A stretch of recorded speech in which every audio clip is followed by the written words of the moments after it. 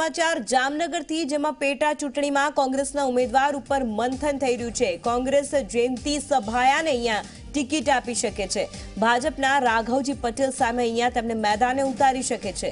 જયંતિ સભાયા લેઉવા પટેલ આગેવાન છે। તો જામનગરની પેટા ચૂંટણીની વાત કે જેમાં પેટા ચૂંટણીમાં કોંગ્રેસના ઉમેદવાર પર મંથન થઈ રહ્યું છે, ત્યારે જયંતિ સભાયાનું નામ બહાર આવ્યું છે। કોંગ્રેસ જયંતિ સભાયાને ટિકિટ આપી શકે છે। ભાજપના જે ઉમેદવાર છે રાઘવજી પટેલ, તેની સામે તેમને મેદાને ઉતારી શકે છે। ગૌરવ પટેલ આ વિષય પર વાતચીત કરવા ફોન લાઈન પર જોડાઈ ગયા છે।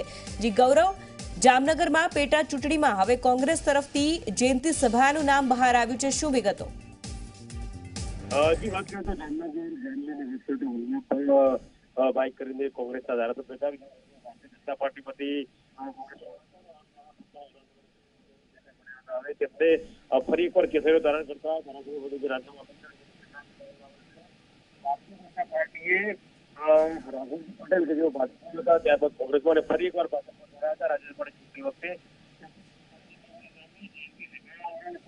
જે આભાર ગૌરવ સમગ્ર માહિતી બદલ। તો જયંતિ સભાયા કે જેમને કોંગ્રેસ હવે મેદાને ઉતારી શકે છે। આપણે જણાવી દઈએ કે ભાજપના જે ઉમેદવાર છે તે છે રાઘવજી પટેલ, અને રાઘવજી પટેલ સામે જયંતિ સભાયાને ટિકિટ મળે તેવી શક્યતાઓ છે। તો જયંતિ સભાયા જે છે તે લેઉવા પટેલ આગેવાન છે।